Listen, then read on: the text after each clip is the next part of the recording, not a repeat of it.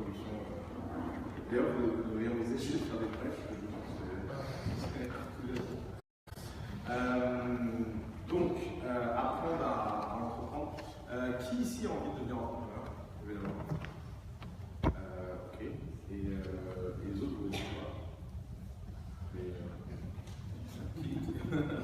Qui ici est au master management? Qui est étudiant littéraire? D'accord. Alors moi c'est marrant, j'étais étudiant à la Sorbonne, mais en philo. Je ne suis pas sûr que ça a eu un grand impact sur moi, pas beaucoup sur l'entrepreneuriat, mais je ne suis pas sûr que les études ont pour but de vous préparer à la vie. C'est le premier sujet en fait. Vous savez, on dit toujours les études c'est là pour vous préparer, etc. Le problème c'est qu'on ne se prépare pas à la vie. La vie, on la vit. Et que quoi qu'on fasse, en fait, c'est une forme de préparation, et donc c'est une forme de non-préparation. Il n'y a pas grand-chose que vous pouvez anticiper. La seule chose que vous pouvez faire, c'est tous les jours essayer de faire mieux que la veille. Et donc, il ne faut pas trop anticiper. Et notamment, ce que je remarque, moi, souvent, avec votre génération d'entrepreneurs, c'est que vous avez une chance incroyable, c'est que ça n'a jamais coûté aussi peu cher et ça n'a jamais été aussi simple d'être entrepreneur. Et alors, c'est un truc formidable. Moi, j'ai connu une époque très différente. Il y a 15 ans, quand j'ai commencé à être entrepreneur, à l'époque, je sortais avec une fille et son père était militaire. Et un jour, j'étais dimanche à table avec lui, très impressionnant, on a filé. Et puis, je fais quoi, jeune homme? Je lui dis, je suis entrepreneur. Et là, il me regarde avec un air grave et me dit, je sais, c'est tellement dur de trouver un travail de nos jours. Et donc, ça, c'était l'image de l'entrepreneuriat, une sorte d'alternative au chômage. D'ailleurs, une alternative pas très prestigieuse. Et puis on est passé de ça à l'entrepreneur rockstar. Vous savez, aujourd'hui, l'entrepreneur, même Marc Zuckerberg, il a l'air cool. C'est pour dire la déformation. C'était gratuit, mais c'est pas grave. Et donc, si on a le monde a autant changé, c'est parce qu'en fait, c'est un peu comme toutes les modes. Il y a des phénomènes d'hystérie collective, et en ce moment, il y a un phénomène d'hystérie collective autour d'entrepreneuriat. Alors, il y a des bons aspects à ça, et il y a des aspects un peu moins bons. Alors, les bons aspects à ça, c'est que ça permet à tout le monde de se lancer. Ça, c'est une bonne chose. Parce que comme on ne sait jamais ce qui va marcher, et comme on ne sait jamais d'avance qui est un bon entrepreneur ou qui est pas un bon entrepreneur, ça vaut le coup d'essayer au moins une fois dans sa vie. D'ailleurs, on a un slogan à notre famille, c'est Anyone can be an entrepreneur. Alors, je suis toujours obligé de faire un petit cours de sémantique, et je peux dire ça. On ne dit pas Everyone can be an entrepreneur. Surtout les gens qui ont levé la main, là, la plupart d'entre vous, vous n'allez pas la réussir. C'est comme ça. L'état naturel de la start-up, c'est d'échouer. Mais bien essayer pour savoir si vous allez réussir ou pas. Et finalement, la deuxième chose, c'est que comme vous allez tous échouer, vous allez vous rendre compte collectivement que l'échec, c'est pas si grave. Alors ça, c'est le deuxième grand truc de l'époque, vous savez, on vous dit il faut échouer pour apprendre, etc. Alors, il y a tout un discours autour de l'échec hyper positif. Alors évidemment, échouer, ça fait plaisir à personne. Si vous travaillez 3 ans sur votre startup et que ça ne marche pas, vous n'allez pas vous sentir bien. Franchement, ne croyez pas. Même si vous mangez du quinoa et vous faites du yoga, vous vous sentez bien. Même cet investissement paiera ça. Mais par contre, ce qui va se passer, c'est que vous allez vous rendre compte que c'est pas très grave. Et c'est ça qui est intéressant.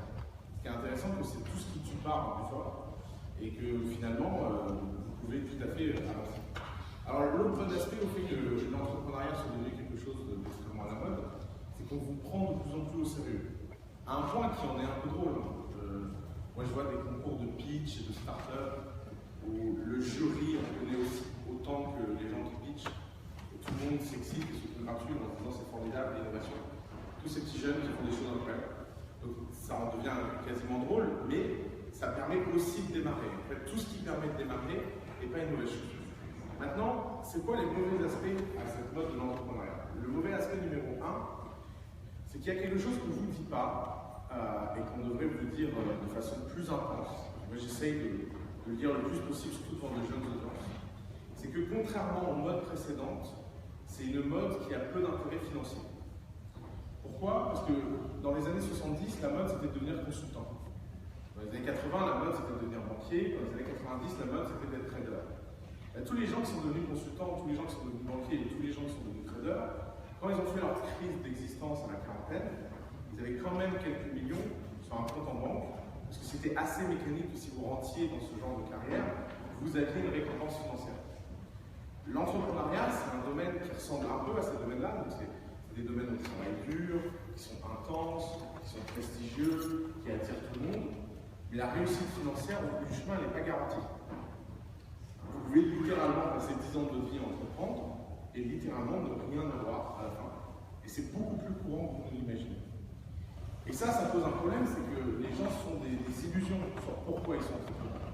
Et notamment, moi j'entends souvent les gens, c'est une question que j'adore poser aux entrepreneurs qui essaient de rentrer à The Family, c'est pourquoi tu veux devenir entrepreneur. Et alors, ça me fascine à quel point il y a toujours les mauvaises raisons qui sont mises en avant. Par exemple, tiens, on va jouer à un jeu là. Pourquoi vous voulez être entrepreneur? Est-ce que quelqu'un a envie de me dire pourquoi il veut être entrepreneur? Je sais, vous êtes français, vous n'avez pas beaucoup participé. Ah, vas-y. Pour gagner de l'argent. Merci. Raison numéro 1. Alors, je vais vous donner un chiffre. Je peux écrire là-dessus pour faire un prof de physique.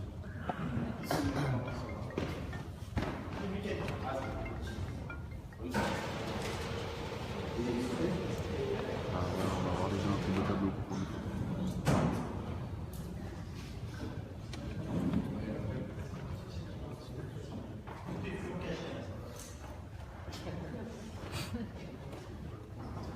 Alors,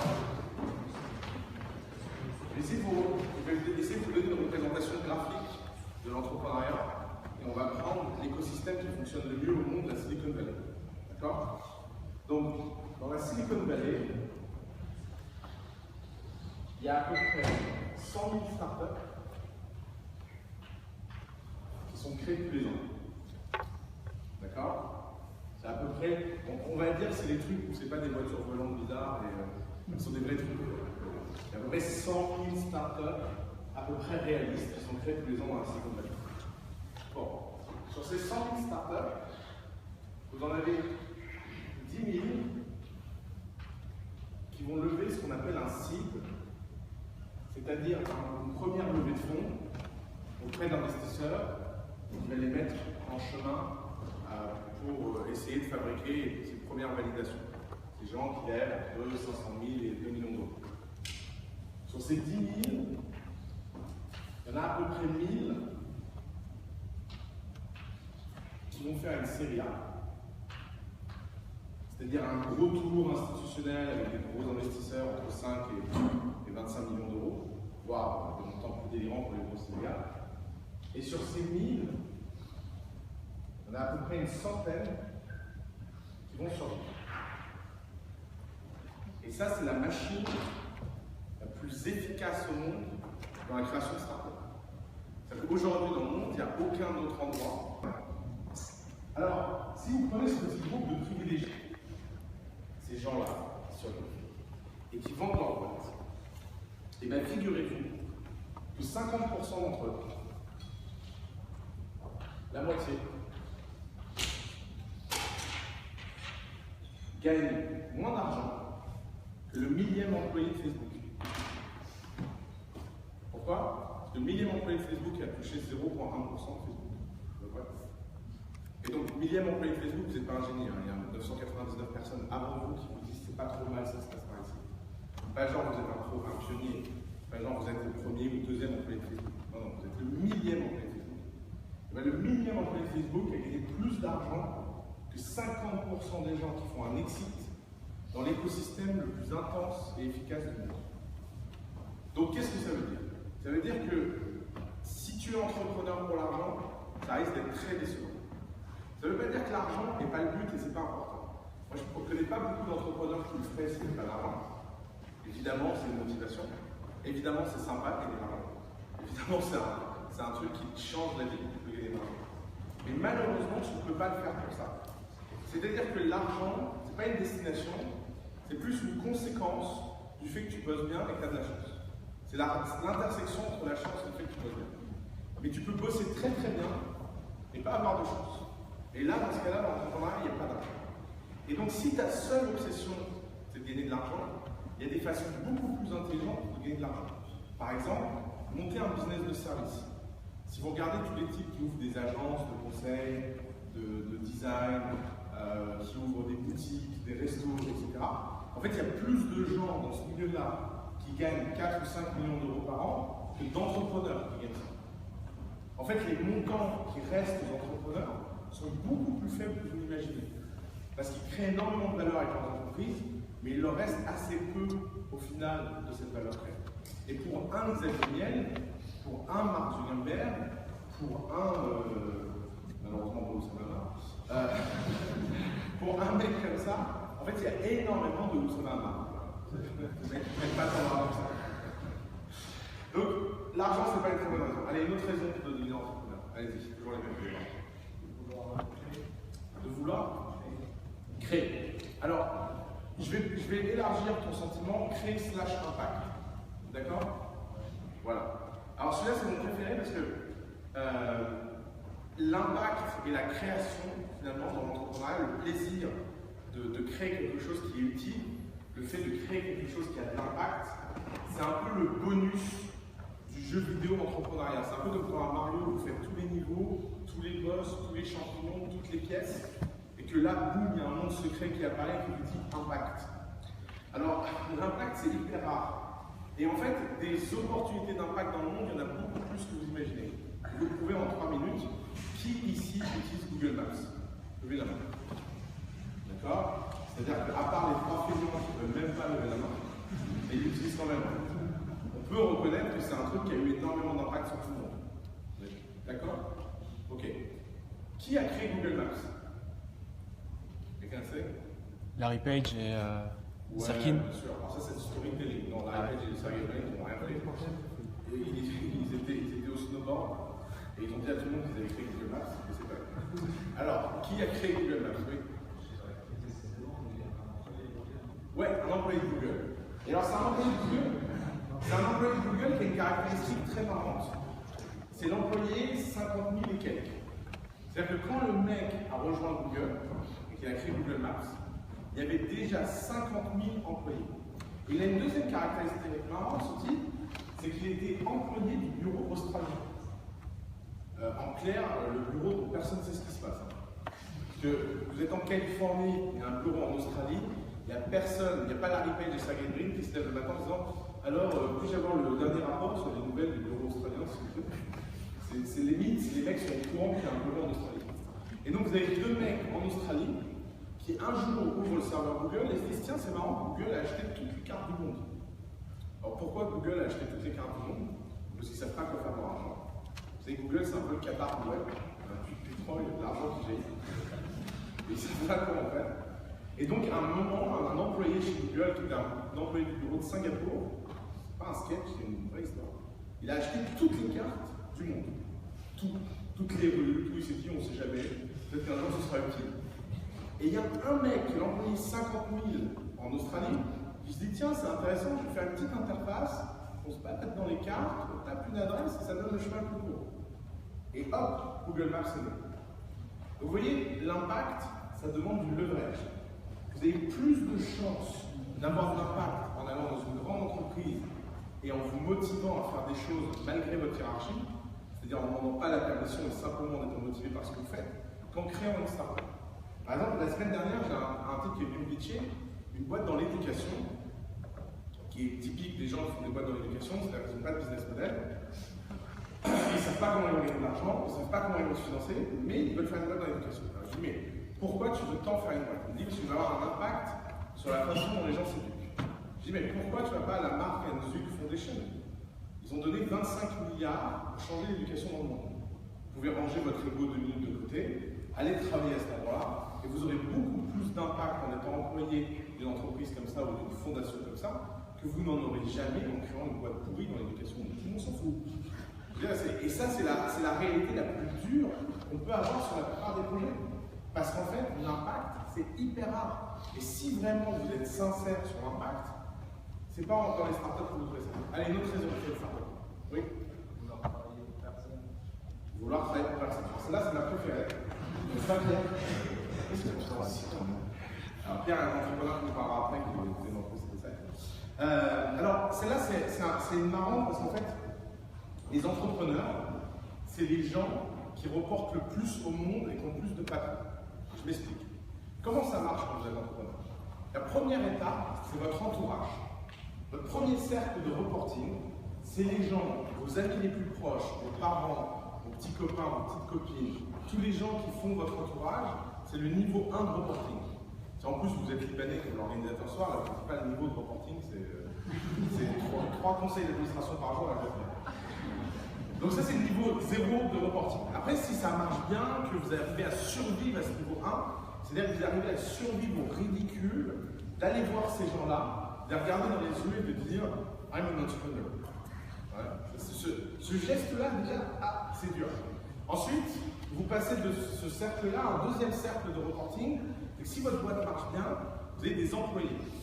En fait, les employés de start-up, c'est une espèce assez marrante, c'est que c'est des gens qui savent exactement ce qu'il faudrait faire, mais ils ne le font pas, et ils attendent que vous vous plantiez pour vous expliquer ce que vous auriez dû faire. Et en fait, à peu près n'importe quelle personne que vous embauchez dans une petite équipe est toujours dans cette attitude au début, avant que vous prouviez votre leadership. Et donc, il faut reporter, il faut expliquer, il faut justifier, il faut collectivement embarquer. Si votre projet il marche plutôt bien, vous avez un nouveau niveau de reporting qui apparaît, qui sont les investisseurs. Alors celui-là, il est incroyable, parce que les types, vous les voyez une fois tous les 3 mois, et une fois tous les 3 mois, les mecs se prennent pour le patron de votre boîte. Et ils ont toujours une idée sur pourquoi ça ne marche pas, en général c'est votre faute. Et si vous les écoutiez, ça serait un carton, et en général c'est grâce à eux. Et ça aussi, il faut apprendre à le gérer, c'est de la politique, il faut savoir gérer les sensibilités, les vexations, etc. Et puis si ça marche bien, commence le dernier niveau de reporting, qui est le niveau de reporting le plus terrible, qui est le public. Et comment ça marche? Ça c'est simple, c'est que ça, c'est la courbe de succès d'une boîte. D'accord? Ça, c'est la courbe de N public. C'est-à-dire qu'au début, les gens ils s'en foutent de vous, vous n'existez pas. Donc vous êtes plutôt au-dessus de la ligne. Puis à un moment, il y a un tipping point. En général, un article qui sort sur vous, un profil dans un magazine, un truc machin. Et là, vous découvrez un monde caché, qui sont les millions de personnes qui vous attendiez au coin et dont le seul boulot est de vous détruire. Et alors c'est marrant parce qu'ils n'ont rien d'autre à faire de la vie. C'est un truc, mais moi un jour j'aimerais rencontrer où ils sont formés ces mecs. Je suis sûr qu'il y a des écoles secrètes dont on n'est pas au courant. Et en fait, quand vous êtes entrepreneur et que c'est la première fois que vous vivez ça, c'est toujours hyper perturbant. Par exemple, moi, c'est quand je regarde les commentaires sur mes vidéos YouTube. C'est un truc qui peut vous demander qu'est-ce que j'ai fait de mal. Pourquoi les gens sont si agressifs. Et en fait, plus vous avez de vues sur la vidéo, et plus vous avez de commentaires méchants. C'est mécanique. Parce que d'un seul coup, les gens ont une sorte d'acte de gloire à vous faire tomber. Et ça, c'est pire que n'importe quel patron. En fait, la vérité, c'est que si vous voulez travailler pour personne, il y a une technique très simple. Allez dans une grande boîte et cachez-vous. Par exemple, j'ai un pote, ça fait 7 ans qu'il est dans une grande boîte française. Il a outsourcé tout son travail en Chine. Et il reverse 10% de ce qu'il gagne à une collection de freelance. Et ça fait 7 ans qu'il attend de se faire virer. Et ça fait 7 ans qu'il n'est pas venu au bureau. Et ça marche d'enfer ce truc. Et tous les ans, il célèbre une année de plus. Et en fait, c'est normal, c'est parce que les grandes entreprises ont une telle inertie que des gens peuvent se cacher dedans et prendre une liberté énorme. En fait, la vérité, quand les gens disent oui, dans la grande entreprise, il y a des procès, c'est des machins, c'est parce qu'en fait, les gens espèrent que leur liberté leur sera donnée. La liberté, on ne la donne pas, on la prend. Si vous voulez de la liberté dans une grande entreprise, il faut la prendre. Juste, il faut avoir le courage d'accepter le fait que peut-être vous allez vous faire virer. Et si vous acceptez ça, vous verrez, tout se passera bien dans votre vie. Donc, le reporting, en général, c'est pas une bonne raison de devenir entrepreneur. Allez, une autre. Avoir le goût du risque et vouloir bousculer un petit peu les bases déjà existantes. Mais t'imagines à quel point c'est déceptif. Imagine, moi j'ai le goût du risque, je crée une boîte. Et après, va faire du VTT, quoi. Enfin, non, mais vraiment, si t'as le goût du risque, va faire du surf. C'est un très bon langage, je me moque gentiment de toi, mais en fait, vous voyez, on peut faire ça pendant des heures, et vous verrez qu'en fait, c'est toujours des raisons dérivées. Et c'est toujours des raisons où vous verrez que l'entrepreneuriat n'a pas le monopole de cette raison. Alors pourquoi l'entrepreneuriat c'est spécial? L'entrepreneuriat c'est spécial parce que finalement, il n'y a que 2 raisons fondamentales de devenir entrepreneur qui sont assez extraordinaires. Qui est la première, ne pas avoir le choix, et une force incroyable des entrepreneurs qui n'ont pas le choix. Et la deuxième force, c'est parce que vraiment, vous avez une vocation. Vous avez quelque chose qui compte tellement à vos yeux que rien d'autre compte. Alors, le pas de choix, c'est l'explication que je connais le mieux, parce que c'est un peu ma vie.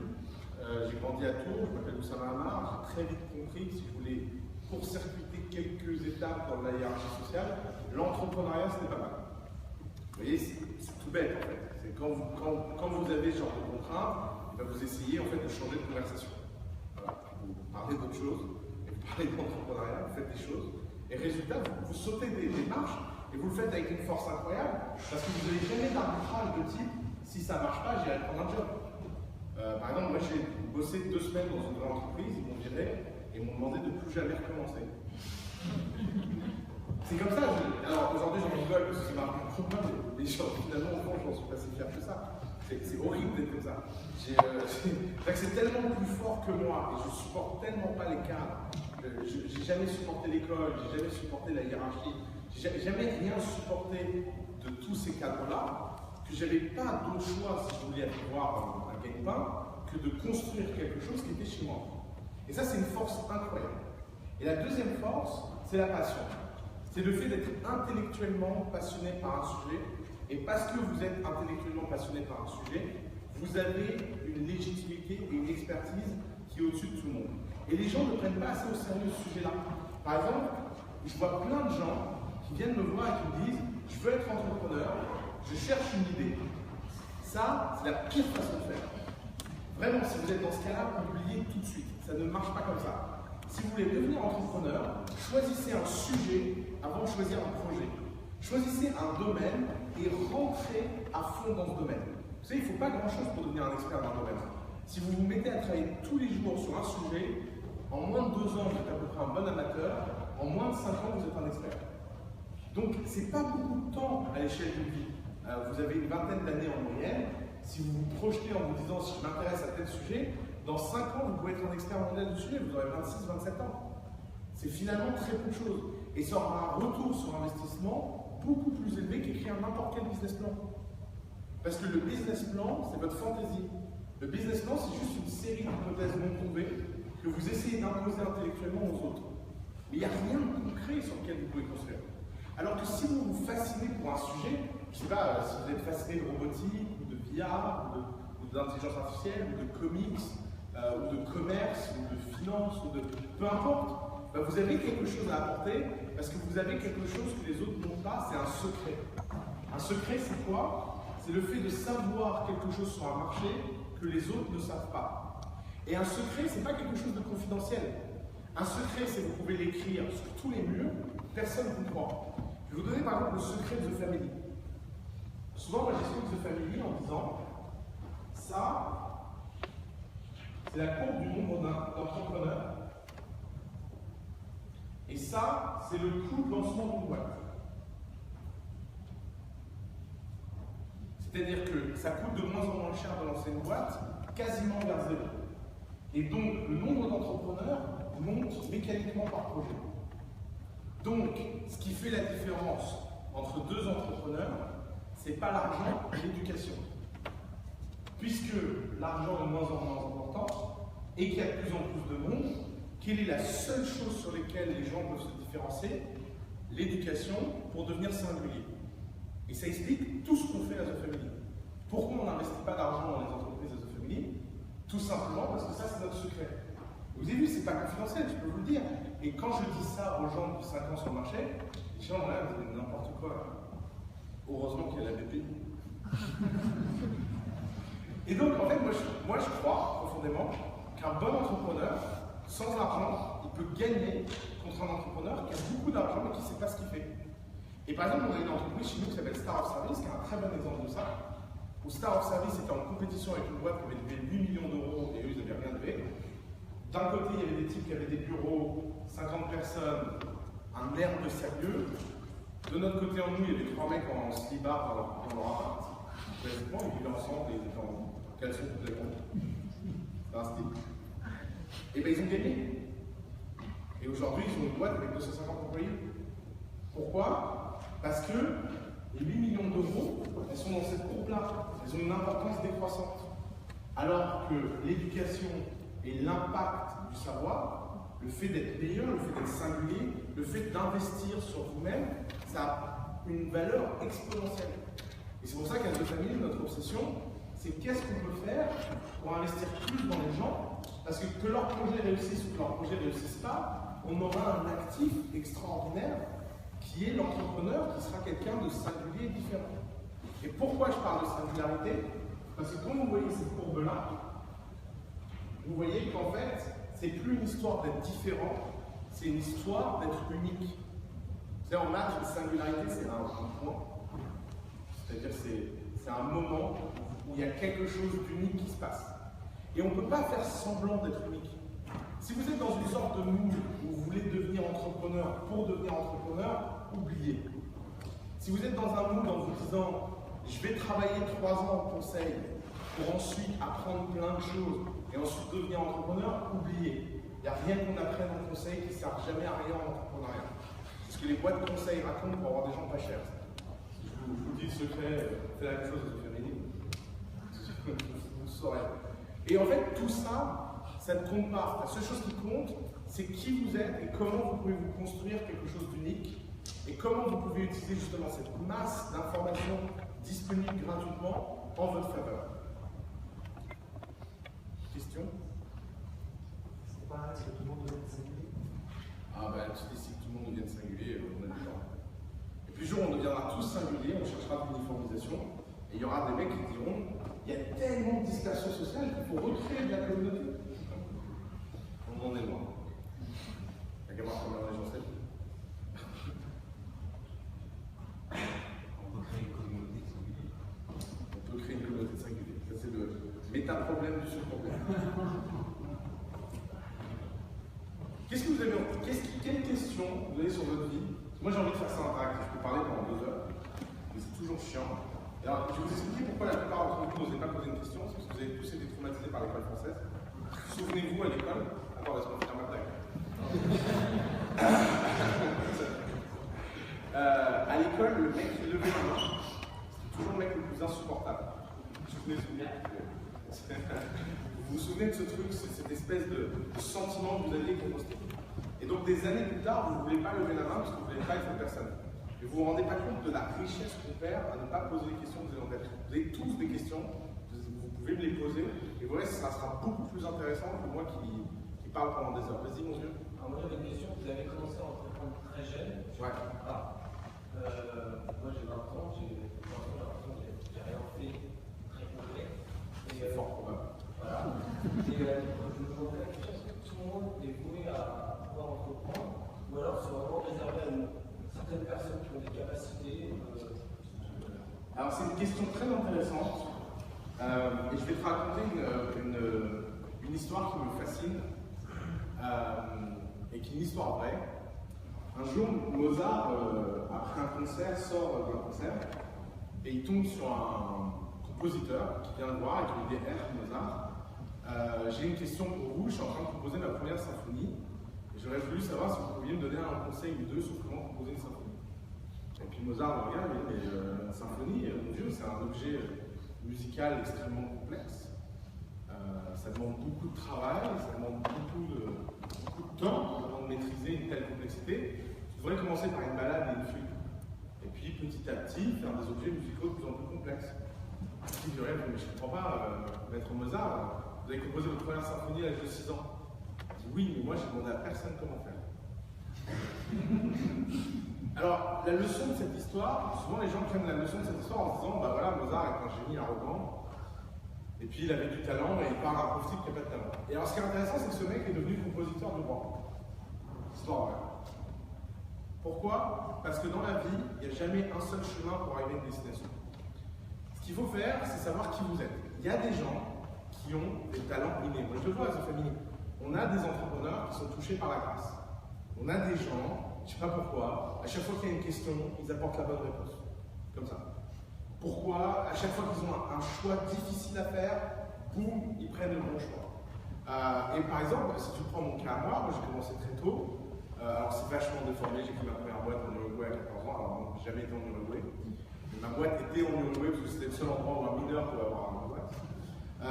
Mais la presse raconte n'importe quoi, déforme l'image, mais la vérité c'est que moi à l'époque je n'avais pas du tout conscience de ce que je faisais. La seule chose que je faisais, c'est que j'étais capable de fabriquer des sites internet, mais à une époque où personne n'était capable de fabriquer des sites internet. Et donc le timing rencontre un talent et ça crée de l'argent. Mais il y a autant de responsabilité du timing que de responsabilité de ma personne. C'est une rencontre, tu vois. Et est-ce que c'est les grands hommes qui font l'histoire ou est-ce que c'est l'histoire qui font les grands hommes? En fait, c'est une rencontre des deux. Maintenant, il y a énormément d'entrepreneurs à The Family qui n'ont pas commencé à 14 ans et qui sont des entrepreneurs beaucoup plus impressionnants que je suis. Parce que le problème de tous les mecs qui ont des facilités, c'est qu'ils se reposent sur leur loyer.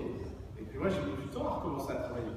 Moi, il a fallu que je me prenne une tôle monumentale dans ma vie à l'âge de 23-24 ans. J'ai tout perdu et j'ai fini au fond du trou. Souvent, je raconte ça comme ça. Je dis à mon 21e anniversaire, il y avait 170 personnes invitées. Il y avait 400 personnes dans la pièce. Et il y avait 3 videurs juste à l'entrée pour sélectionner qui avait le droit d'entrer ou pas. Et à mon 22e anniversaire, on était 3. Et donc, ça te remet les choses en perspective. Et donc, si j'avais travaillé non-stop de 14 à 23 ans, je serais sans doute bien meilleur que je ne suis aujourd'hui. Et donc, les facilités, c'est à double tranchant. C'est-à-dire que oui, ils prennent toutes les bonnes décisions, ils sont touchés par la grâce, mais des fois, il y a quelque chose qui change dans l'environnement et ils n'ont pas la bonne musculature et ils n'ont pas le bon environnement pour prendre la décision. Et encore une fois, il n'y a pas de bon chemin. La vie, elle peut être tragique. C'est nous, l'année dernière, on a un de nos meilleurs entrepreneurs qui s'est fait diagnostiquer un cancer de cerveau. C'est le meilleur, il est touché par la grâce, il a 23 ans. Un jour, il vient me voir, il me dit j'arrête la boîte, j'ai un cancer du cerveau. Qu'est-ce que tu fais? Qu'est-ce que tu peux maîtriser face à ça?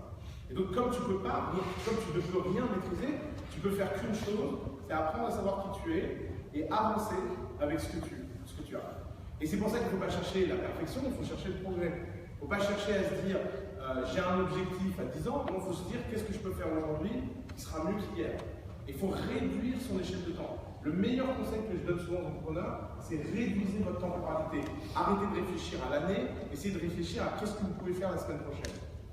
Et si vous vous êtes obsédé par ça, naturellement, vous montez des marches. Et un jour, vous regardez derrière vous, vous dites ah c'est marrant, j'ai fait tout ça. Mais ce n'était pas un plan. Le plan, ça vient toujours après. Vous pouvez passer votre vie à essayer d'anticiper, ou vous pouvez la vivre en faisant confiance à la vie. En fait, vous n'avez pas d'autre pouvoir que de faire confiance. Question? Ouais. Ouais. Alors, c'est comme tout, c'est pas à 100%. Par contre, tu peux l'analyser, ça oui. Tu peux essayer de comprendre les conditions de marché, ça oui. Et notamment, ce qui se passe quand tu travailles sur un projet, c'est que moi je vois dans The Family la différence entre les gens honnêtes et les gens malhonnêtes. Je m'explique. Les pires entrepreneurs de The Family sont des gens qui se mentent à eux-mêmes. Et parce qu'ils se mentent à eux-mêmes, ils mentent à tout le monde. Ils mentent à leur équipe, ils mentent à leur investisseur, ils mentent à tout le monde. Et comme ils sont forts en pitch, les premières étapes passent facilement. Vous savez, ça c'est un truc qu'il faut le voir pour le croire. C'est les gens qui sont tellement forts à se raconter une histoire, qu'ils y croient tellement que tout le monde y croit. Et en fait, il faut que la réalité les rattrape, mais comme ça met du temps, ils lèvent des fonds, ils passent des étapes, ils ont des articles dans TechCrunch et tout, et puis, bah, tu vois, la réalité d'un seul coup vient, et elle prend tout ça comme ça. Et puis il y a les autres, il y a ceux qui ne sont pas doués à raconter l'histoire, qui ont plutôt tendance à vraiment rentrer profondément dans le marché, à comprendre des choses très subtiles, et parce qu'ils comprennent des choses très subtiles, ils ont beaucoup de mal à raconter l'histoire. Et moi je trouve que c'est plus simple d'aider ces entrepreneurs-là à devenir des bons storytellers que de l'inverse. Moi je cherche plutôt des entrepreneurs qui sont laborieux ou doués, mais qui sont très honnêtes.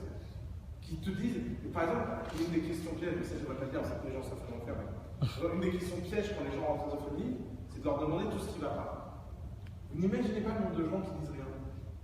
C'est un truc qui me fascine. Ça, c'est un des traits de l'école française qui est le plus insupportable et dangereux. C'est qu'en France, on pense pouvoir donner une réponse sans avoir l'information. 90% des gens, si vous posez une question, ne devraient répondre que par une question. Parce que la probabilité qu'ils aient 100% de l'info pour pouvoir donner une réponse est proche de zéro. Or, en France, on a cette passion de la brillance. On a cette passion du bon mot, du bon geste, de la culture de salon. Et parce qu'on a cette passion-là, finalement, on valorise vachement les gens qui sont capables de vivre là-dedans.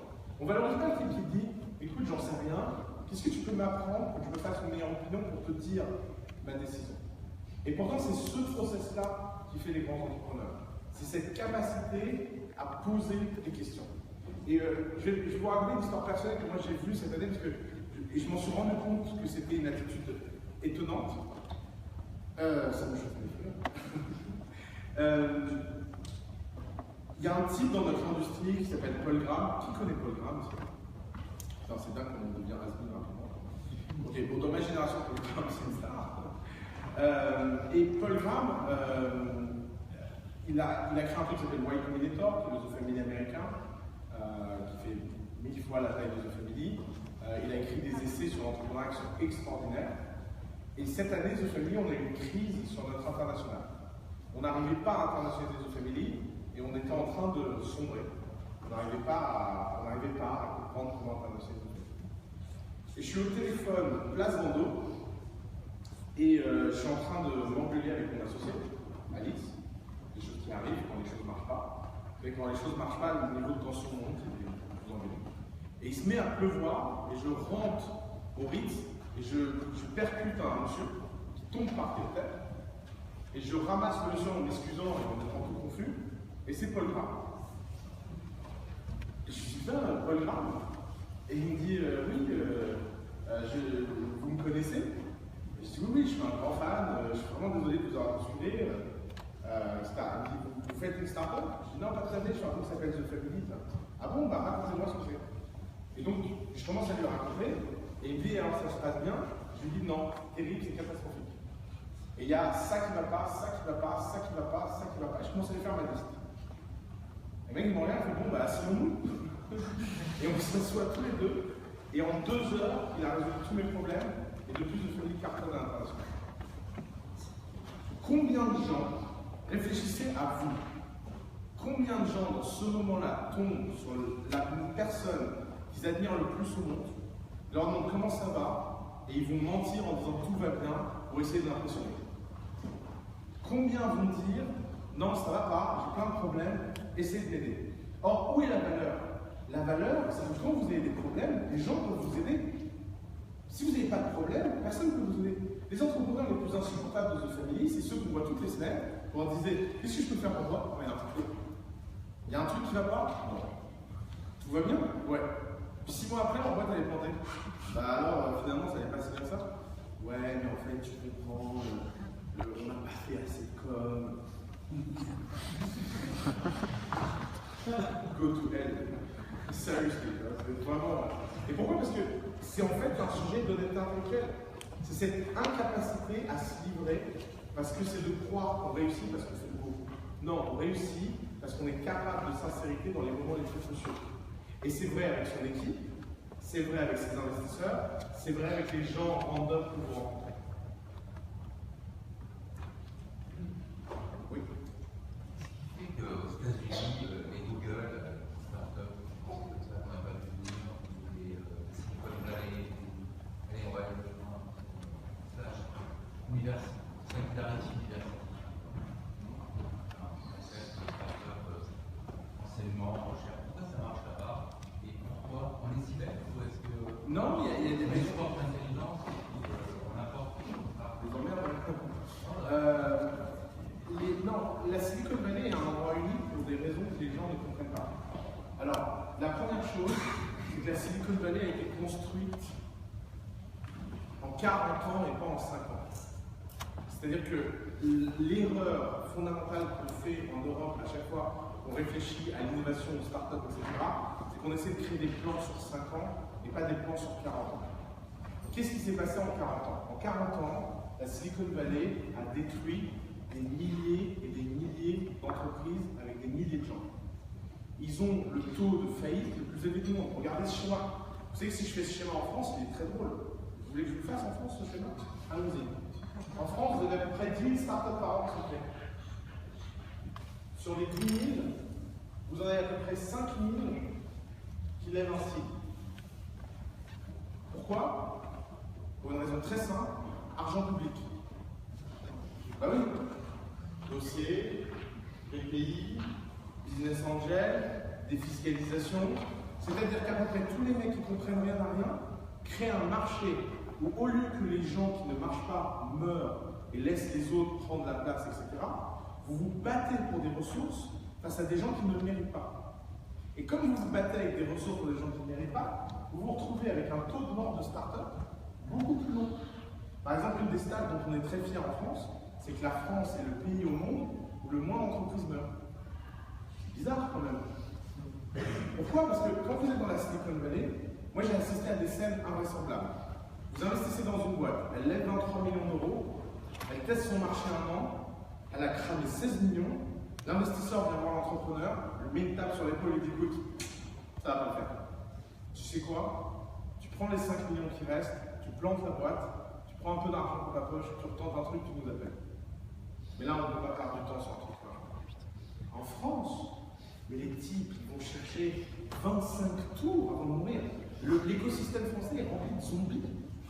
Et les zombies, c'est pas ça, hein. Ça marche comme ça, ça pourrit tout, etc.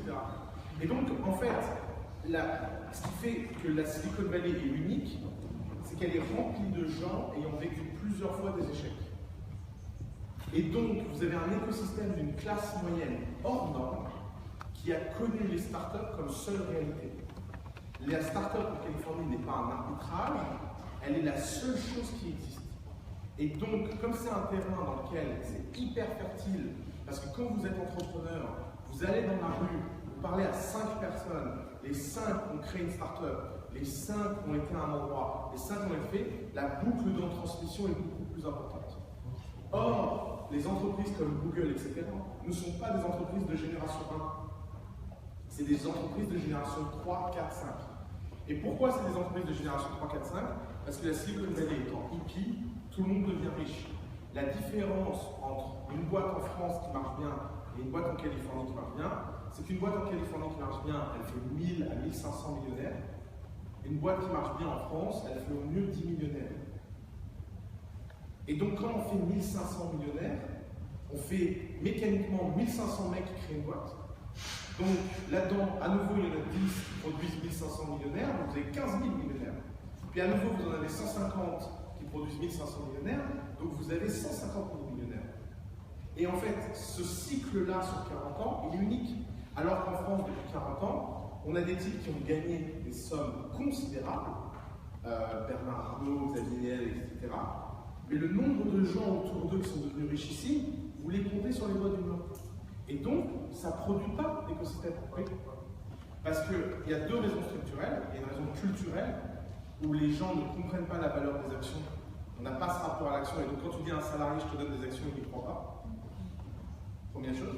Et deuxièmement, il y a des raisons légales extrêmement fortes, qui est qu'en France, c'est très, très compliqué de donner des actions à qui tu veux. C'est une paperasse, c'est une administrative, etc. complètement dingue. Et donc, moi, je pense que profondément, ce qui caractérise un écosystème numérique, c'est son pool de talent, et qu'en Europe, on fait l'erreur de ne pas développer ce pool de talent à fond. Question, je fais aussi des questions de couple, hein, allez-y. Je ne sais pas si je retrouve votre argumentation sur le premier exemple que vous avez évoqué, c'est le cercle numéro 1 qui est la famille, et du coup, soi-disant, on répond de dire à sa famille comme entrepreneur, alors que comme vous l'avez dit au début, c'est quelque chose de plutôt stylé de nouveau. C'est stylé d'être entrepreneur, mais pas stylé de montrer ta boîte. Pas de montrer ta boîte.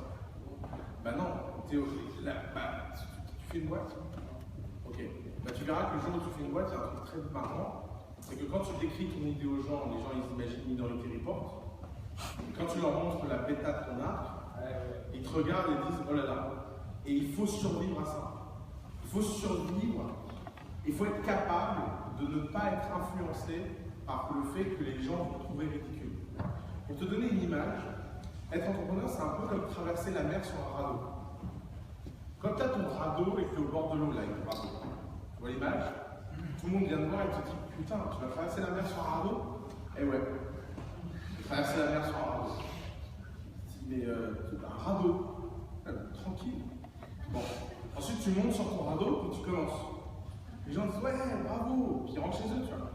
Puis là, tu es au milieu de la mer, il y a une tempête, et il y a les mecs qui passent sur leur yacht. Et ils te regardent. Qu'est-ce que tu fais sur un radeau, toi? Non mais, monte. Puis toi, tu as deux choix. Soit tu dis, non c'est vrai, franchement, il fait trop froid ici, je vais monter sur le bateau. Soit tu dis non, non, laisse-moi tranquille, je vais continuer. Et à ce moment-là, tous les gens qui passeront dans leur bateau, ils te regarderont et diront non mais c'est qui ce tocard?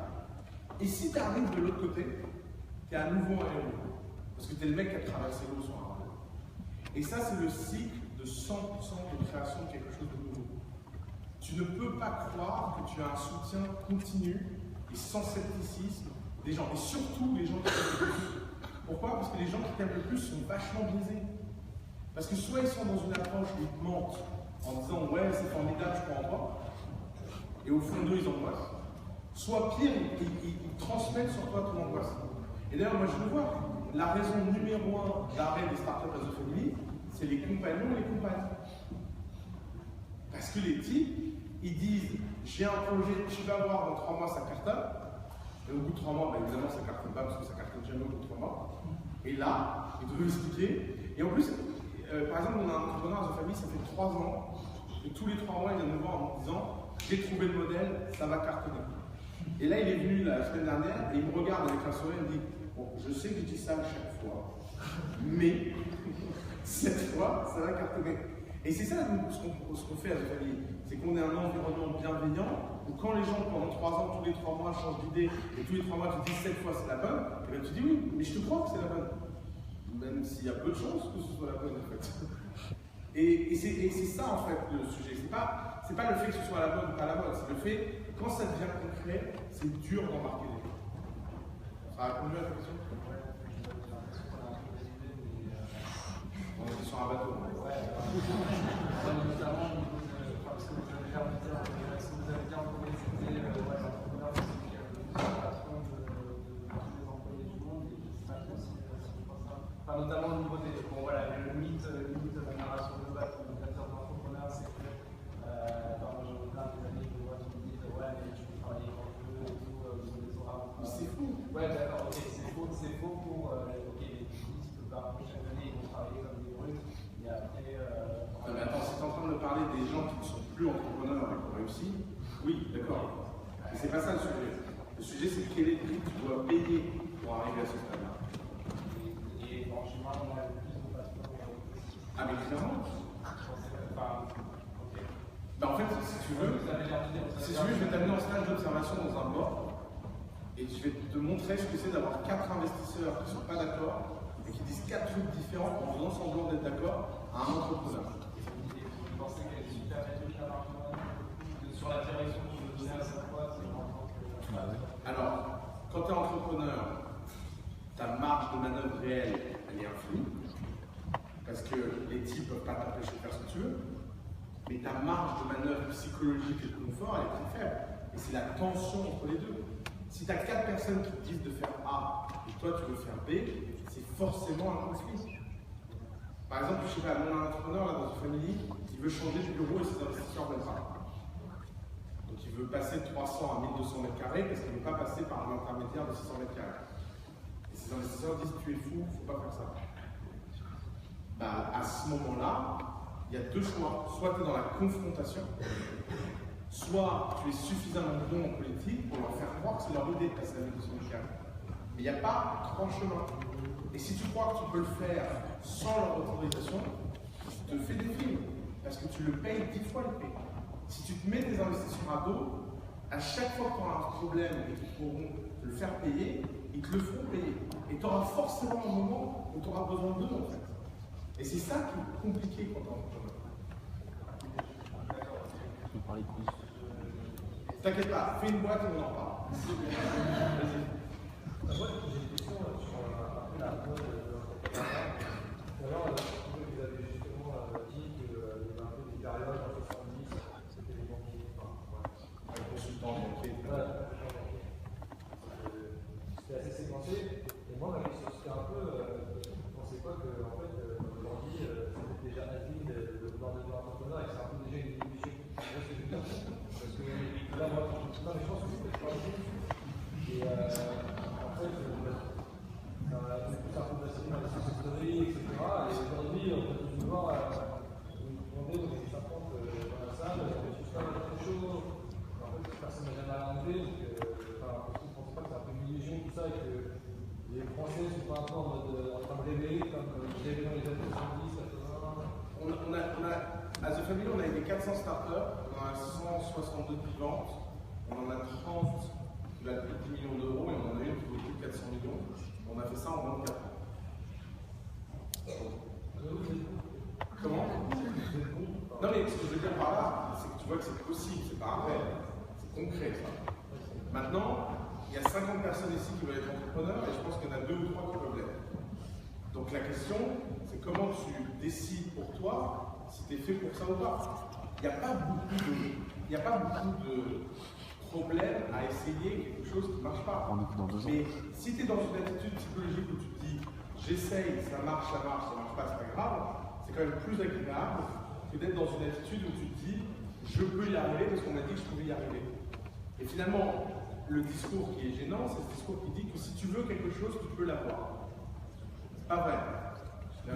Moi, je veux être astronaute, il n'y a personne qui m'a appelé pour seconder Thomas Pesquet.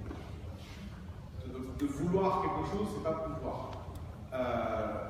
Maintenant, la question, c'est est-ce que l'entrepreneuriat va continuer à produire de plus en plus d'entrepreneurs ou est-ce qu'elle va continuer à faire que le taux d'échec est tellement élevé que finalement c'est une mode qui va passer? Évidemment, je pense que c'est une mode qui va passer. Mais tant que c'est une mode, il faut en profiter. Vous avez tous une chance incroyable, c'est que vous pouvez aller sur Internet, faire des projets, gagner de l'argent, développer des choses, vous bouger, et vous n'êtes pas forcément obligé de faire des startups. Vous pouvez faire plein de choses en fait.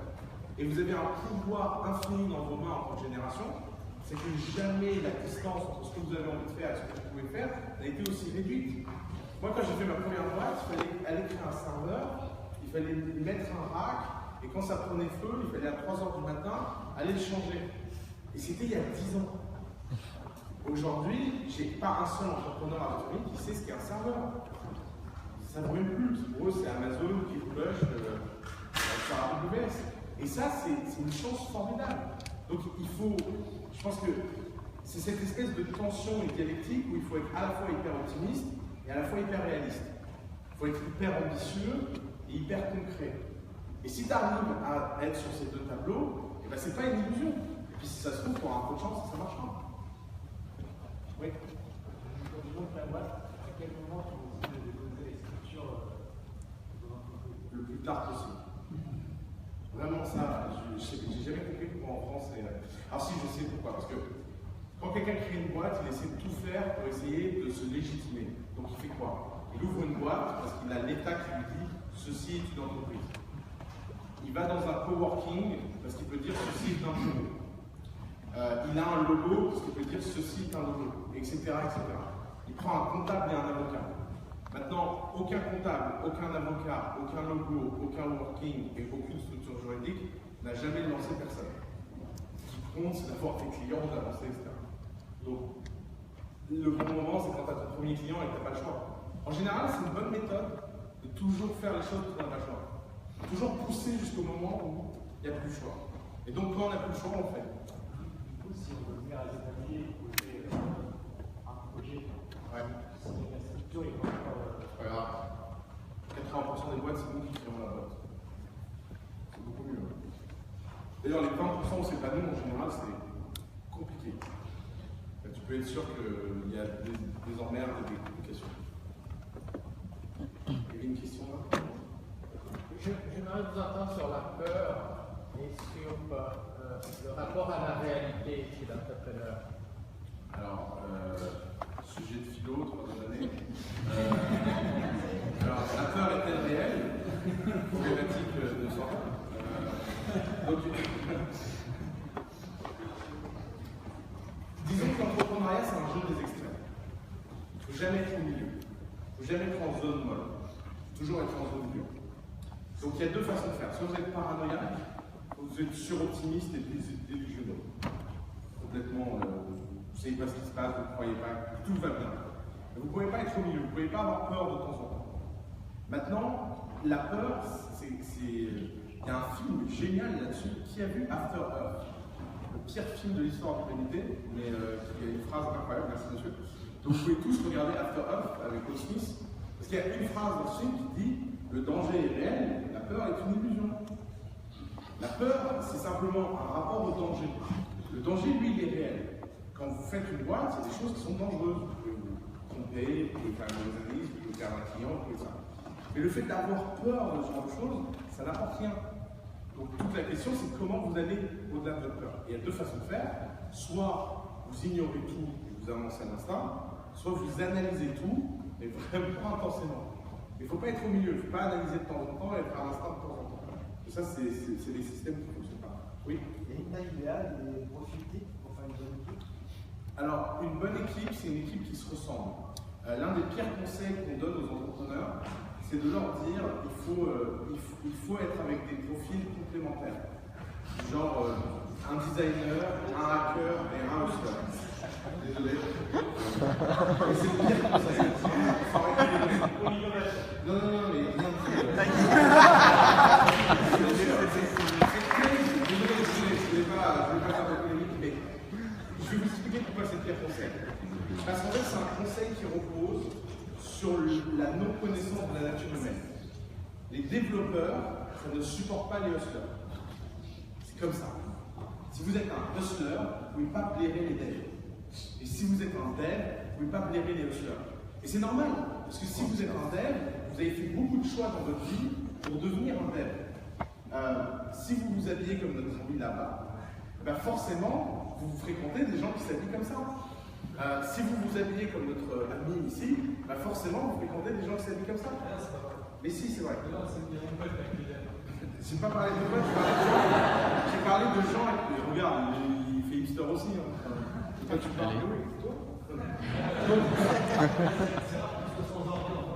D'accord, mais c'est une illusion. Il faut se respecter, il faut avoir une culture commune. Donc, si vous voulez bâtir une bonne équipe, d'ailleurs, nous on a une blague avec The Family, c'est quand les gens se ressemblent, on y croit. Parce qu'en fait, ça veut dire que l'équipe sera super solidaire dans les moments durs. Or, une bonne équipe entrepreneuriale, c'est une équipe qui est capable de survivre à tout. Et on ne peut pas survivre à tout si on n'a pas une passion intellectuelle profonde pour les gens avec qui on est, et si on n'a pas que... Et d'ailleurs, regardez, c'est qui le hacker et le hustler dans Larry Page et Sergey Brin? Elle est où la complémentarité de profil? Elle est où dans la complémentarité de profil dans toutes les boîtes de la vallée? Vous connaissez Travis et Gareth Ken chez Uber, c'est les mêmes. Ils ont les mêmes passions, ils ont les mêmes loisirs, etc. Comment? Oui, bah ça arrive. Hein. Vous savez, il y a des gens très bien qui ont été virés. Il y a beaucoup de gens qui sont virés, il y en a ceux qui construisent des boîtes qui valent 100 milliards. Ça, c'est. Jobs et Wozniak. Oui, voilà. Mais justement, Steve Jobs et Wozniak, tu crois que c'est quoi l'histoire? À part qu'ils se sont tapés dessus et qu'il y en a un viré l'autre. Et l'autre qui n'a jamais rien fait d'autre de sa vie depuis qu'il a fait le Steve Jobs. Donc, c'est une bonne preuve. Allez, dernière question, et je passe la parole à Pierre. Parle fort.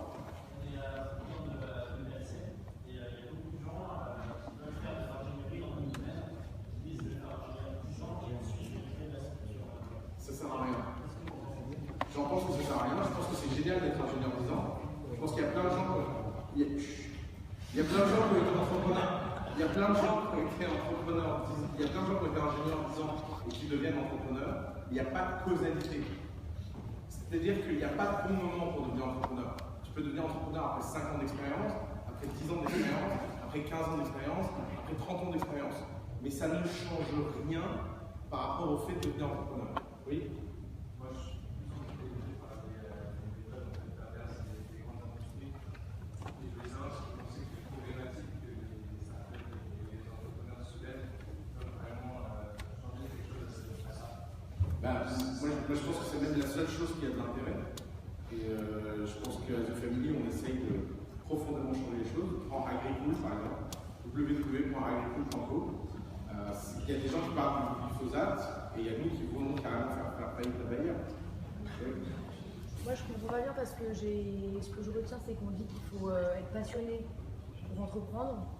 Et du coup, ça rejoint sa question à dire que si on veut entreprendre dans l'ingénierie, il faudrait peut-être aller bosser 10 ans pour bien dominer le sujet, être passionné et après se lancer. Non, parce que tu peux très bien être passionné par toi-même et autonome. Tu peux apprendre par toi-même. Encore une fois, pour vraiment intégrer le sujet, il faut sûrement y avoir bossé, être vraiment. La répète du Sergey Brin, ils n'ont bossé nulle part. Pourtant, ils sont meilleurs à leur sujet que n'importe qui dans leur sujet. En fait, l'idée que tu penses qu'il y a un monopole du savoir dans les institutions montre que tu vois pas qu'il y a des gens qui justement transcendent ce savoir. Il y a des gens, parce que justement, ils ne font pas ça comme un métier, ils font ça comme une vie, ils sont toujours meilleurs qu'à un endroit où ils passent 80% de leur temps à faire des choses pour les autres et pas pour eux-mêmes. Quand tu travailles pour toi-même, tu fais tout par brique, orienté sur toi. Quand tu travailles 10 ans comme ingénieur, tu es au service de l'entreprise où tu travailles. Ce qui ne veut pas dire que c'est une mauvaise chose, encore une fois, c'est juste deux chemins différents. Allez, dernière question là-haut et on y va. Moi j'avais une question, vous avez dit tout à l'heure qu'il y a beaucoup de personnes qui veulent entreprendre ici, et seulement certains vont réussir à entreprendre. Du coup, moi, ma question c'est qu'est-ce que vous dites à tous ceux qui vont échouer? Quelle est votre vision de l'échec dans l'entrepreneuriat? Que c'est très courant, que c'est la norme et que ça n'a rien de grave. Mais est-ce que ça fait partie justement d'avoir connu l'échec? Non. Ça peut faire part. Non, regarde Mark Zuckerberg, il a fait Facebook, il n'a jamais connu l'échec. Non, mais il ne faut pas romantiser l'échec. Hein. L'échec, c'est de la merde. mais bon, il y a plein de choses dans la vie qui sont merdiques et qui ne sont pas graves. C'est pas parce qu'on a échoué une fois qu'il faut. C'est pas parce qu'on a échoué qu'on réussira mieux. Il faut arrêter de dire ça aux gens. C'est pas parce qu'on a échoué qu'on réussira mieux, c'est un mythe. C'est pas parce qu'on a échoué qu'on réussira pas, c'est un mythe aussi. Il n'y a pas de causalité. La plupart des gens, quand ils échouent, ils n'apprennent rien.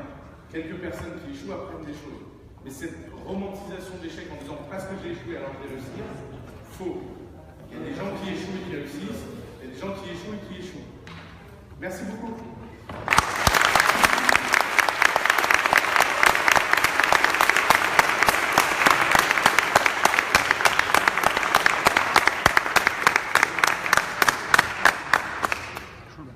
Bonsoir à tous. C'est longtemps que j'avais de Oussama et c'est en live, donc c'est super éclairant. Je vous conseille de liker sa page. Vous avez sur la vidéo de Denis, il y a beaucoup d'autres vidéos. Je m'appelle Pierre Mounier, je suis le fondateur et CEO de Side. Je ne sais pas si vous connaissez Side, vous avez entendu parler de cette entreprise ou pas? Non? Side, en fait, si je parle fort, c'est parce que deux choses. La première chose, c'est que j'ai créé un service qui pourrait vous être utile et vous intéresser. La deuxième chose, c'est que je suis un entrepreneur il y a 26 ans. Et il y a 2 ans, j'étais en votre place sur l'équipement de l'école, j'ai fait HEC. Et j'ai créé une startup Side en sortant d'HEC il y a 2 ans. Donc n'hésitez pas à me poser des questions et à interagir, que j'ai pu faire à la fin avec Oussama, si vous avez un nombre de choses que vous voulez demander. Donc il y a 2 ans, on était 3 potes à collège, dans le soir à Argentine. Et on était ensemble en dernière année à HEC, on avait un cursus qui était avec 42. Et à 42, on a rencontré notre 4e fondateur qui s'appelle Hugo, avec qui on a commencé à faire une freelance. En freelance, on a bossé pour plusieurs clients pour faire des landing pages, des applications, des sites internet, où en fait, sans s'en rendre compte, on a accepté des petits projets à droite à gauche. Et ces petits projets nous ont permis de gagner de l'argent, et nous ont aussi permis de baisser notre équipe. Donc pour ceux qui se posent la question de ce qui peut être intéressant pour construire une équipe et la tester, le freelance est pas mal parce que c'est des projets courts, c'est des projets sur lesquels vous pouvez travailler ensemble, tester votre compatibilité, un peu votre complémentarité aussi si vous avez une partie dev, une partie design dans votre équipe, et voir si ça vous chauffe de bosser ensemble. Nous, on a beaucoup de plaisir à travailler ensemble, et en tant qu'équipe, mais aussi en freelance. Et la raison pour laquelle moi je suis devenu entrepreneur, c'est un peu par hasard, parce qu'en fait, à la fin de cette année, on avait suffisamment d'argent pour avoir la chance de poser la question qu'est-ce qu'on fait? Est-ce qu'on continue à travailler ensemble ou est-ce qu'on arrête et on rejoint une entreprise? Et dans cette phase d'hésitation, un soir, on a décidé de créer une page qui permettrait à des étudiants de trouver des jobs flexibles dans leur ville. Parce qu'il y a de plus en plus de petits boulots comme les bureaux, riders, comme les chauffeurs Uber, toutes ces plateformes on-demand qui proposaient une mission flexible, et on voulait tous les mêmes endroits et les proposer aux étudiants qui cherchaient à gagner un peu d'emploi. Un soir, on a créé cette job board, on a mis des fausses missions, on a mené très simplement, qui n'avaient rien à dire, Et on a mis la plateforme en ligne, on l'a posté sur Le Bon Coin, et le lendemain matin, on s'est réveillé, et 800 personnes s'étaient inscrites. Et ça, je ne me suis pas rendu compte, mais c'est le moment où j'ai mis le doigt dans l'engrenage qui m'amène ici ce soir, et 2 ans plus tard, 30 employés plus tard, 6 millions de plus tard, et donc beaucoup d'aventures plus tard. Pourquoi? Parce qu'une fois que 600 personnes se sont inscrites, on est forcément très curieux de savoir pourquoi elles se sont inscrites, ce qui les intéressait, et on a ainsi eu directement contact avec des centaines de personnes qui étaient tous intéressées par le fait de travailler différemment. Nous, on sortait d'une année de travail en freelance qui nous avait aussi ouvert les yeux sur une nouvelle façon de travailler. Et ça nous avait énormément intéressés. C'est pour ça qu'on a décidé de lancer cette landing page et derrière de creuser sur ce sujet. Side, aujourd'hui, pour vous dire ce qu'on fait et que vous comprenez mieux pourquoi je vois comme ça, c'est un service qui s'adresse aux étudiants et aux jeunes diplômés comme vous, comme nous, comme ma sœur, n'importe qui souhaitent gagner un peu d'argent en parallèle de ses études en travaillant dans des entreprises de sa vie, à Paris, à Lille, à Lyon et à Lyon. Et donc, sur Side, vous avez un accès à des tâches, des missions flexibles en support client, en aide administrative, en vendeur en boutique, en business développement, en manutention, dans des entreprises auxquelles vous n'auriez pas forcément accès facilement, comme des startups comme Agricool, on parlait Osama par exemple, comme Tatami, comme Tiller, Richie, des entreprises de taille, mais aussi des entreprises un peu plus grosses comme The Couples, les Olivier Voltaire, Lévis, le Printemps, le Bon Marché, toutes ces entreprises avec lesquelles on travaille. Et donc, ça révolutionne l'expérience de travail en mettant en relation facilement avec ces entreprises, puisqu'on s'occupe de cadrer les missions pour vous en vous assurant d'être payé à l'heure, un minimum de 12 € de l'heure, et ensuite s'occupant de toute la partie paiement post-mission. Par exemple, vous trouverez une mission, vous allez faire du support client chez Frichy pendant 2 semaines, pendant 1 jour, et vous aurez des horaires exacts avec une rémunération que vous connaîtrez. Donc comme ça, la mission elle est cadrée, vous savez combien vous allez gagner. Vous allez avoir accès à la Frichy, qui va en plus de vous permettre de gagner de l'argent, de vous en contact avec une entreprise sympa que vous allez pouvoir découvrir, ça va vous faire gagner en employabilité, ça va vous faire gagner en expérience et ça va vous donner des contacts dans votre entreprise que vous allez possiblement pouvoir rejoindre par la suite. Donc c'est une ouverture vers le monde du travail, c'est mettre le pied à l'étrier. Aujourd'hui, il y a plus de 20 000 personnes, 20 000 étudiants qui travaillent sur site et qui, grâce à nous, gagnent de l'argent et de l'employabilité et de l'expérience. Voilà. Aujourd'hui, on travaille avec plus de 700 entreprises et notre histoire entrepreneuriale, c'est depuis 2 ans qu'on a créé Side.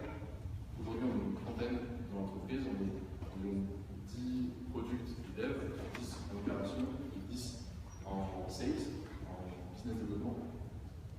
On a levé 1,3 million il y a 1 an et 5 millions cet été avec des investisseurs comme Xavier Niel, Fonds Panorama, Télécom Roland, vous connaissez peut-être, des investisseurs plus ici. Voilà. Et donc cet argent nous a permis de recruter, de développer une application mobile très sympa pour les étudiants, de développer aussi un site internet qui est très accessible pour la partie entreprise. Et notre ambition, c'est en fait d'offrir une nouvelle expérience de travail qui colle avec la révolution qu'on est en train de vivre autour de comment on souhaite travailler demain. En fait, si vous regardez bien, aux États-Unis mais aussi en France, à chaque fois qu'il y a Deliveroo, Uber, Upwork qui a créé une interface sur laquelle vous pouvez bosser facilement, c'est-à-dire que vous vous connectez et vous avez des courses que vous pouvez faire autant que vous voulez, vous avez des rides que vous pouvez faire autant que vous voulez en point B sur des bureaux, ou si vous êtes un freelance technique ou designer, vous allez pouvoir trouver du business et vous faire payer facilement. Cette expérience-là, c'est une expérience nouvelle de travail qui attire à chaque fois des dizaines de milliers de personnes, centaines de milliers de personnes sur le service.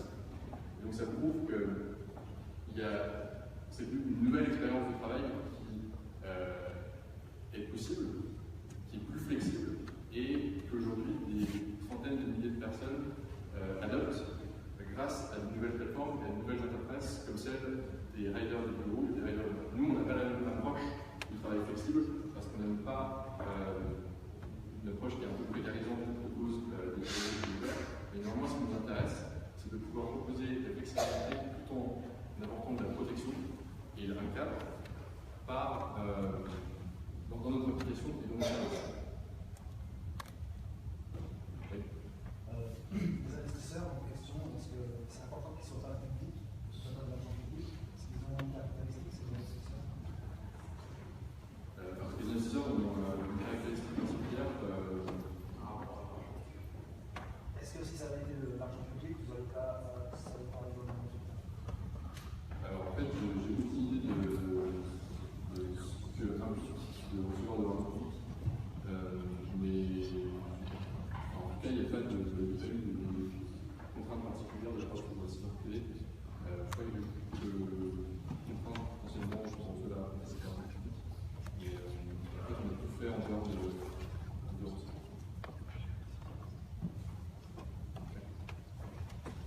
Est-ce que des études t'ont aidé pour développer ou ça n'a rien à voir avec le temps? Mes études m'ont permis de rencontrer des cofondateurs et c'est vrai qu'on est assez différents, on se ressemble quand même beaucoup. Même avec Hugo, avec 42, qui a eu un parcours, qui n'est pas le même que nous en termes de commerce. Mais en fait, elles n'ont pas servi énormément du point de vue managérial, elles n'ont pas servi énormément du point de vue comptable, finance, je ne sais pas ce que je peux annoncer. En revanche, elles ont été cool parce que j'ai quand même rencontré mes cofondateurs pendant cette période-là. Et puis après, j'ai pas l'impression que ça m'a apporté grand-chose.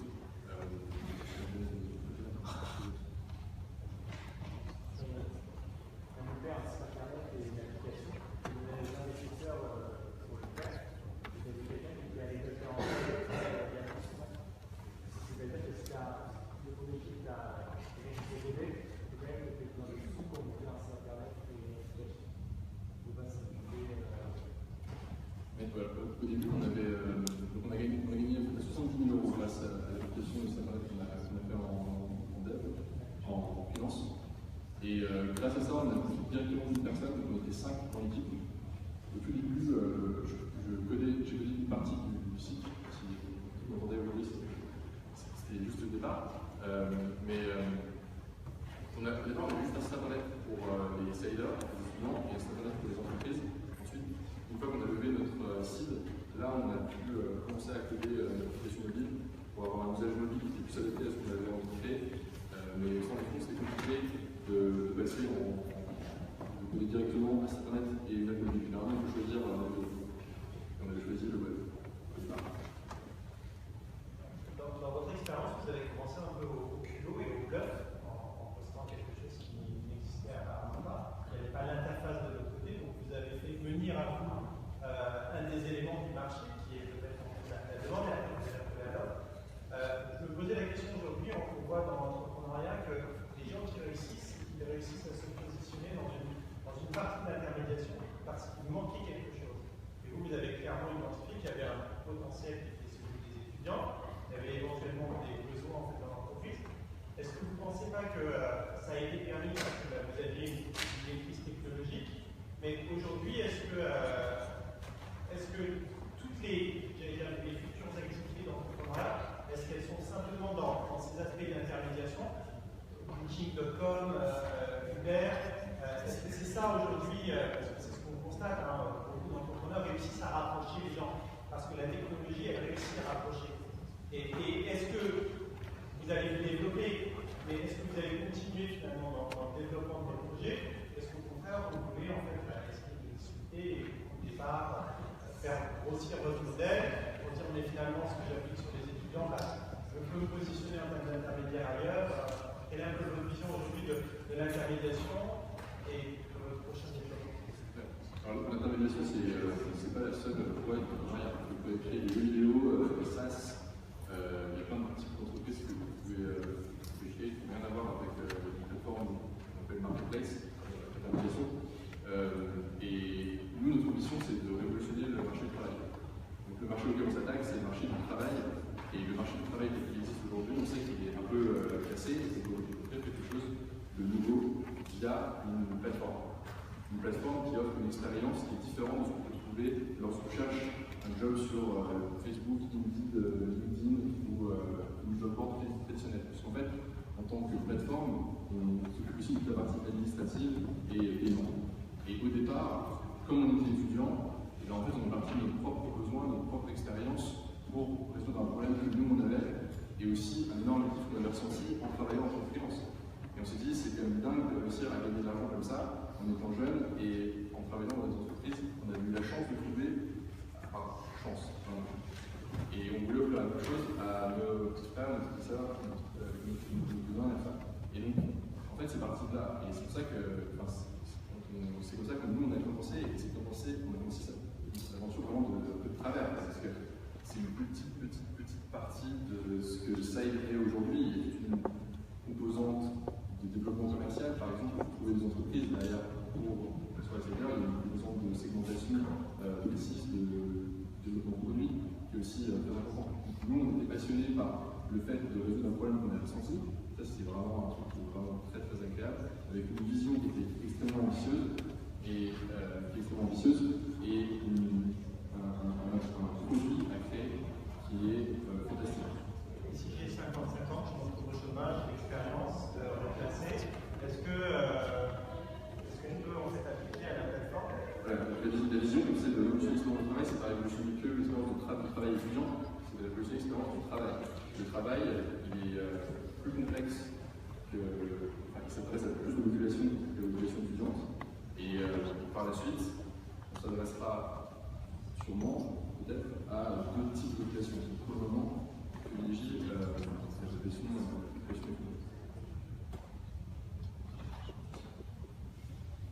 Le développement de la société, c'est une étape importante, c'est qu'on allait chercher sur une entreprise qui avait pas tiré grand-chose de l'école, mais peut-être que le dernier année,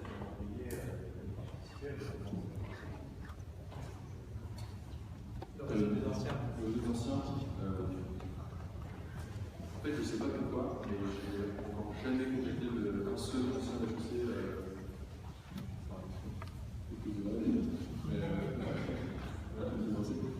Non, au départ, on n'a pas du tout le rejet comme ça. Sauf que les HEC c'est un peu les gars old school de l'économie. Et même la vision de cette école, elle est en train d'essayer de prendre un petit tournant là. Et donc, quand tu es dans l'écosystème startup, au départ, tu dois créer l'attraction, tu dois t'adresser à des. Nous, on a créé notre action au départ, donc les clients, c'est des startups. Et ces clients-là, c'est pas le jardin d'attention de HEC. Tu ne vas pas appeler le CEO d'Orange ou l'ancien HEC quand tu as 3 mois et que tu montes une étape. Donc tu vas essayer de trouver d'autres clients. Et d'autres clients, on les a trouvés autour de nous, dans l'écosystème du l'économie, mais aussi grâce à un marché commercial qu'on a fait auprès d'entreprises qu'on ne connaissait pas du tout. Et heureusement qu'on a fait ça parce que ça nous a permis de broder une façon de dire de nos entreprises qu'aujourd'hui, on peut appliquer à n'importe quelle entreprise, et pas uniquement qui sait le réseau. Même si le réseau est super important, il faut savoir le gérer. Les étudiants, c'est un projet à faire, et c'est un de nos petits camarades à HEC, on crée Agorize. Je ne sais pas si vous connaissez. Agorize, en fait, est une plateforme qui met en fait en relation les entreprises qui ont un projet à un moment donné, avec des. En fait, ils viennent dans les universités, dans les écoles pour dire voilà, je vous donne un projet, un study case, vous devez y répondre, on fait un concours, vous nous apportez des idées, etc. Donc en fait, ils font travailler bénévolement, gratuitement les étudiants à travers des compétitions d'open innovation. Et donc c'est des anciens étudiants d'HEC qui ont créé en fait ce modèle-là, qui ont des entreprises, la SNCF, l'éducation, etc.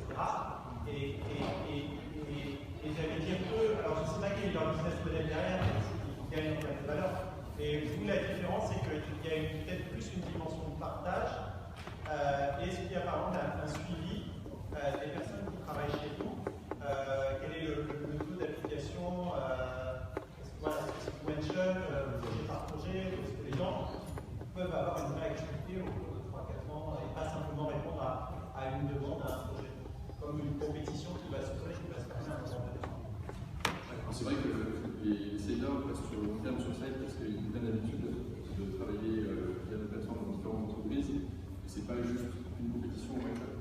Agorize, je connais pas cette et les étudiants devraient se repayer quand ils font travailler gratuitement, ils doivent sur ça, ils travailler en pays.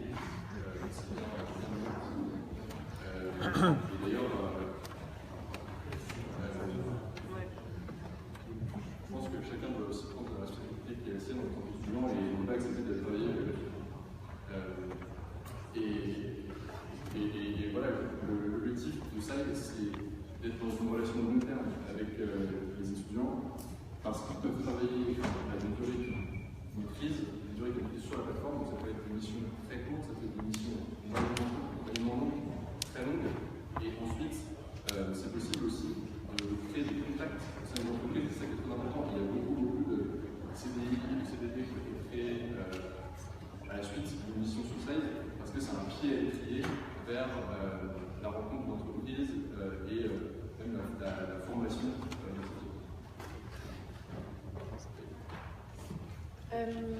Moi, je voulais savoir si du coup tu avais travaillé chez The Family, c'est ça? Oui, j'ai parlé de The Family, nous accompagne presque depuis le premier jour. Et du coup, ils sont, enfin, juste tu as commencé après les 800 qui sont inscrits sur ta fausse plateforme, ou tu as travaillé avant avec The Family? C'est pour savoir si tu as commencé avec The Family après les 800 personnes, une fois en gros que tu avais déjà l'idée toute faite, ou sachant que tu avais un produit qui allait marcher, tu arrivais après ça ou tu arrivais avant chez The Family? Alors, en fait, on s'est retrouvé à développer ce produit, mais en fait, ce produit, au début, tu ne le prends pas au sérieux. Donc, tu n'es pas une boîte, tu es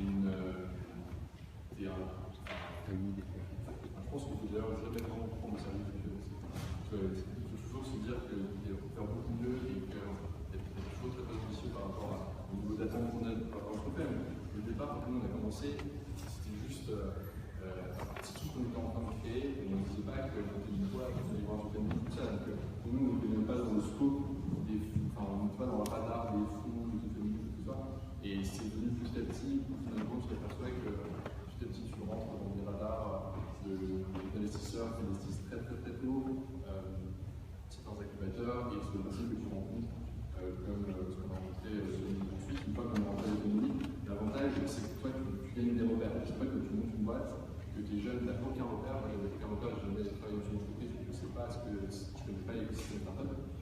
J'ai du mal à savoir quelle métrique il faut que tu aies pour lever de l'argent, par exemple, ou à quel point il faut que tu exécutes vite pour avoir l'attraction suffisante pour survivre. Comment prioriser les décisions.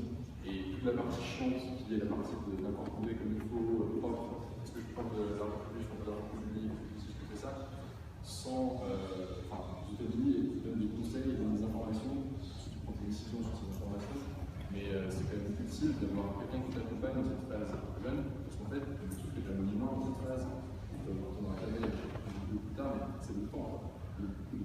Chaque jour compte, parce que chaque jour, tu fais 10 000 € et tu sais que de moins en moins, que le temps est vraiment compté, il faut absolument que tu optimises ton temps, tu prennes des décisions vite, tu perds pas de temps, par exemple, à créer un bac d'associés trop compliqué, ou tu passes le temps à incorporer ta boîte.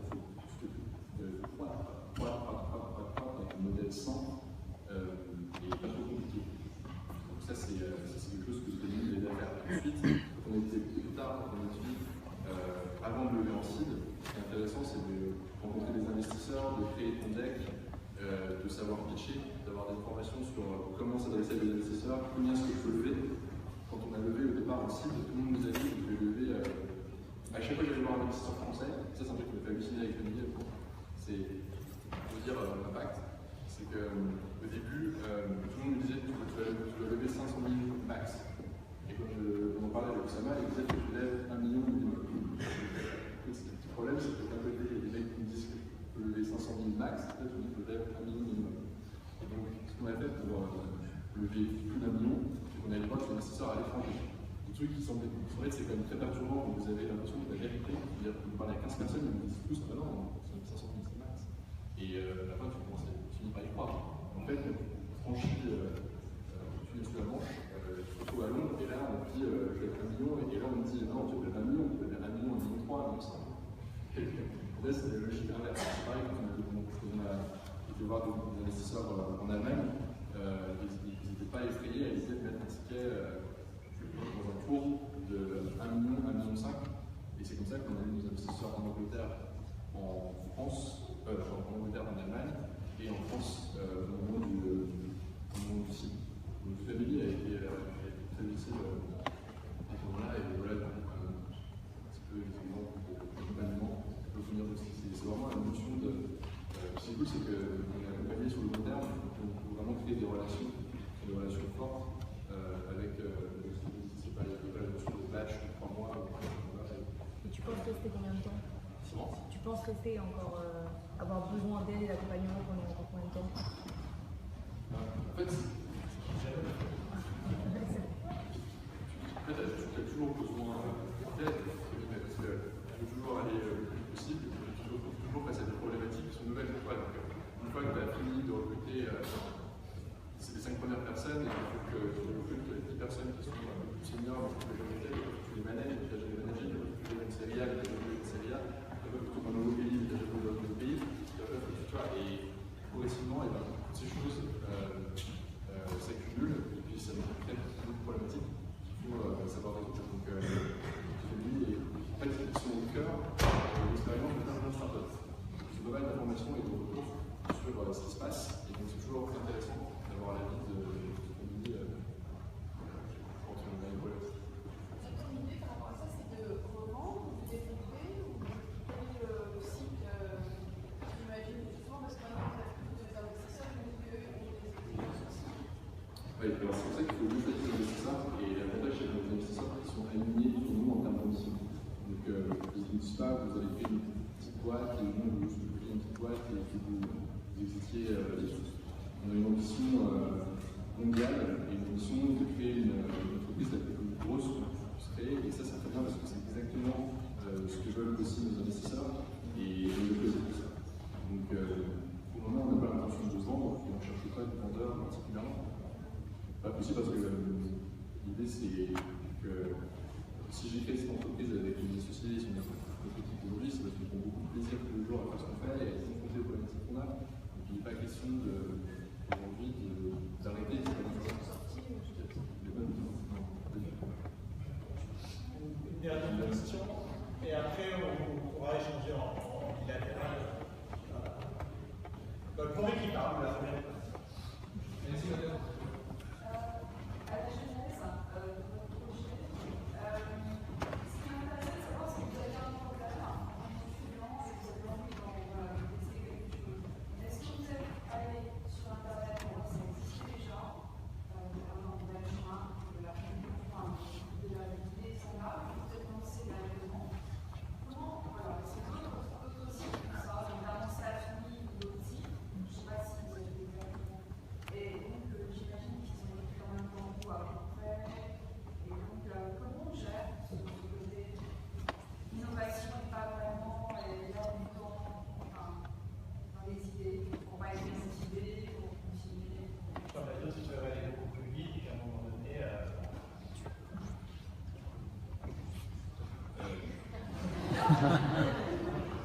Mais vous direz plus vite.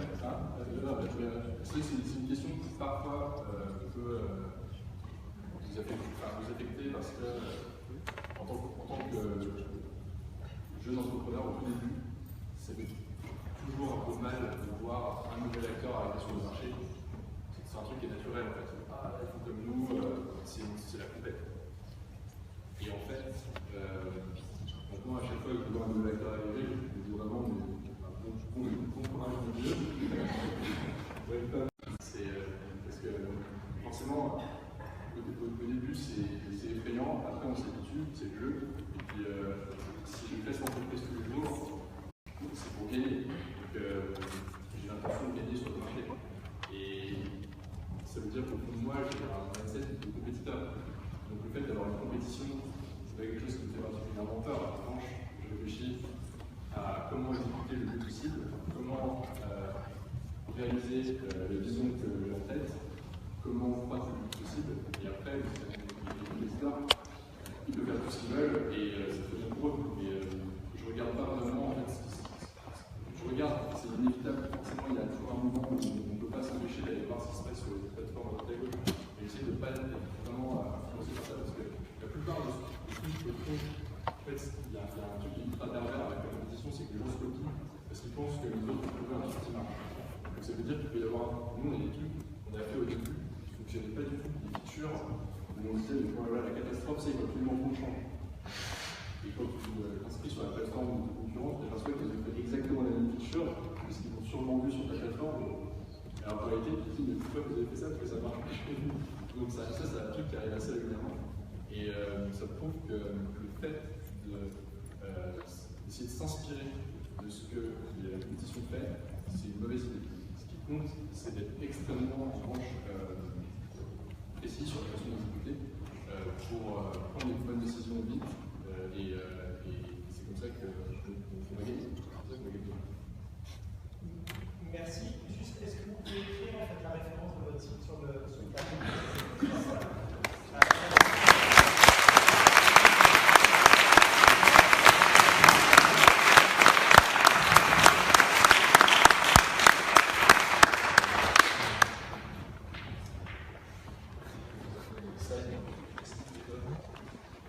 Merci à tous de vos échanges. Nous continuerons ces sim talks avec de prochains intervenants.